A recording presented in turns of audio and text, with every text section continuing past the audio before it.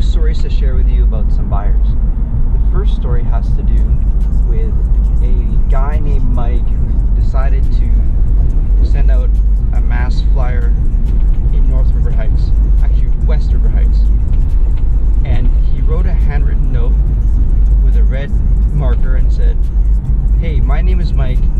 I like your house. I want to buy it. Give me a call."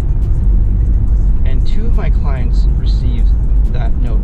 And it looks like a personalized note, right? Because it's written in paper with red marker. It doesn't look like a flyer. And my first client, he's a young guy like me, and he said, "Dave, check out this note. It looks completely illegitimate. It looks like a scam. It looks like this guy's trying to trick somebody." And I said, "Yeah, it really does. It doesn't make sense. Like, this Mike guy is not a realtor. He's like a regular guy, and he's looking at buying your house." And he's like, "Yeah, I don't even know who this Mike guy is. It's a complete stranger."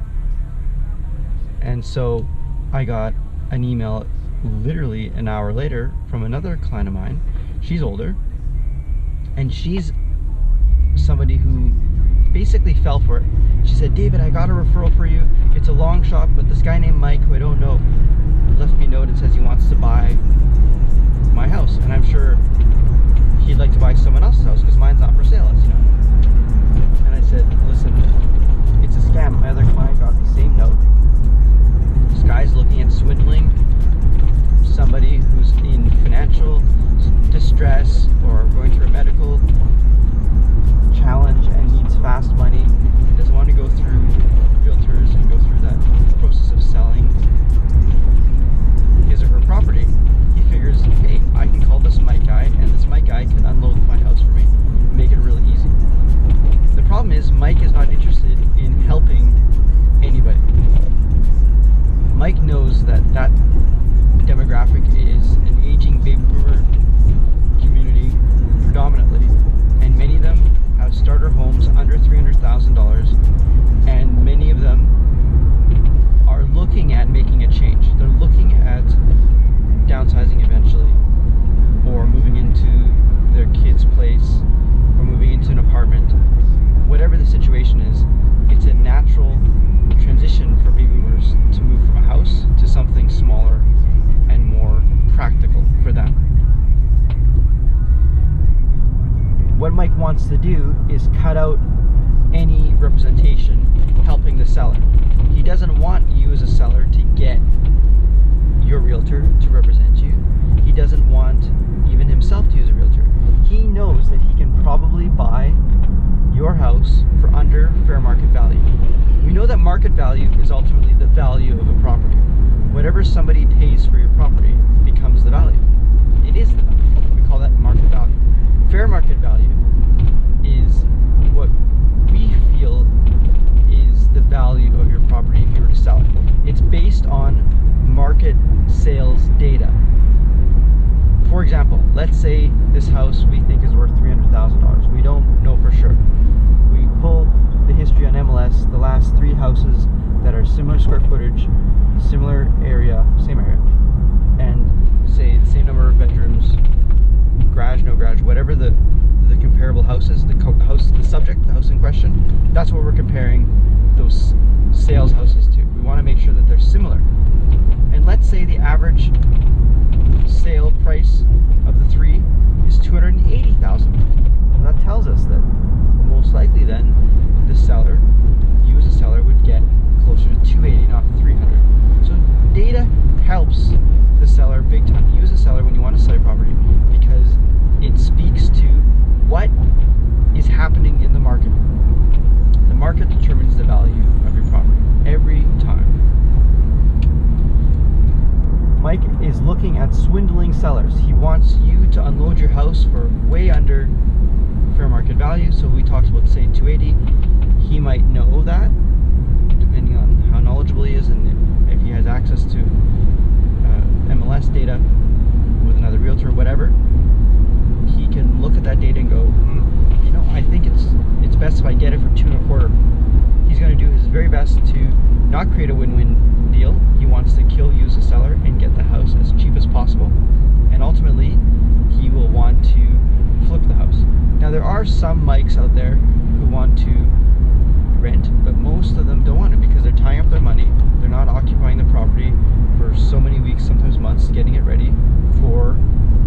sale. They want to convince you that it's best not to use a professional, it's best to trust them. They come across as being sincere. They use very slick ways of getting your attention. So, for example, a handwritten note that's photocopied in high definition color. An older person might think it's a handwritten note. Even little things like that can trick one person out of a mass flyer of 900 houses or 400 houses or whatever it may be. Let's say his cost is $500-600. It's worth it for him to get at least one person. Okay, the next story has to do with a character that I see far too often nowadays. It's the guy or girl who thinks, I don't need a buying realtor. I don't need a realtor to help me buy a property because I know everything. I'm more clever than them. I don't need them. So I had a guy who emailed me based on a Kijiji ad I posted for a duplex I currently have for sale. The house is listed at $190,000. He wrote me an email that said, David, I like the house. He hasn't seen it, he hasn't driven by it, he only seen the ad. And in the ad I have photos, I have a walkthrough video, and I also have some information in the description. And he said, David, I've been pre-approved for $160,000 with 5% down. I'd like to know what are the property taxes, what are the utilities, what are the rents that the seller's receiving. And my same two questions I asked all of my interested non-represented buyers is, one, do you have a realtor that you're working with right now already? And two, if you have been pre-approved, who is your lender? And can you give me some more information on that? His response was nothing to those two questions. And I said, listen, you're offering technically $30,000 under my seller's ask. You're saying your maximum is $160,000. It doesn't really jive with me. Why would you think that you can get this house for so cheap? And it got me thinking, this guy hasn't even been pre-approved. He hasn't even talked to a lender. And I called him out on that. I said just that. I said, I don't believe you've even been pre-approved, because if you're buying a revenue property for the purpose of earning revenue, meaning you're not going to live in it. Now this property, you can live in one unit and rent the other. It's an up and down situation. You can have one unit up, one unit down, depending which one you want to live in, and you can rent the opposite one. Okay? So that's something that many people like to do with a duplex. And the majority of people like to rent the whole thing out. So they won't live there as an owner. They'll say, I'm going to rent out unit 1 and unit 2 to separate people, separate families. Regardless of the arrangement, okay, that this guy wants to do, this buyer, he thinks he can buy a revenue property with only 5% down. But most lenders require you to have a 20% down payment. They need you to have a conventional mortgage to avoid mortgage insurance. They don't want you to have to deal with CMHC or Genworth, because those guys usually won't lend you money for revenue property with less than 20%. Now, there are exceptions. I know that. There are some credit unions, some private lenders. There may even be 1 or 2 banks that are willing to do that. I haven't seen any. I wouldn't bank on it. And no pun intended. Okay, so here he is thinking he can buy a place like that. And I called him out on that. And I said, listen, I'm not interested in working with you because you're playing games with me and you're not establishing trust with me because you're not being truthful to me. What I think you're doing is you're throwing out these numbers to see if you can negotiate a great deal, and you're not being honest, therefore you're losing. You get that, guy? You're losing because you're playing games. And I was thinking I could still help you, buyer, with buying another property, because even if you are legitimately pre-approved for 160, there is a possibility of me finding a house for you in that price range that works, but it won't be the one I'm selling. And his response was very childish. His response was, well, you won this argument and you're not getting my sale. Okay, so I'm thinking, not getting my sale, like I'm not going to sell you the listing I have for 190. I can understand if he wants to try to come in within, say, 10%, but he's not even close, right? 160 to 190 is so far apart. And then he sent me another message really quickly and said, you don't understand, it's still a buyer's market. This guy's out to lunch. And of course, to top it off, he had really bad grammar. These guys are a dime a dozen.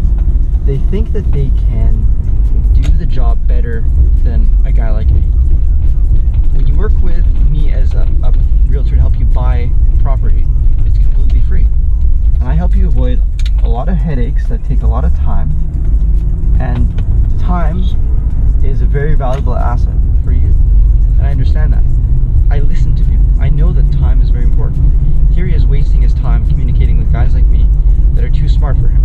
And he's thinking he can play games. And if you're a buyer like that, thinking you can figure out a way to do things better or smarter, you're probably not going to, because you're driving in the wrong lane. This is my lane, real estate. This is what I do, this is what I live. This is the only industry I'm interested in. That's it.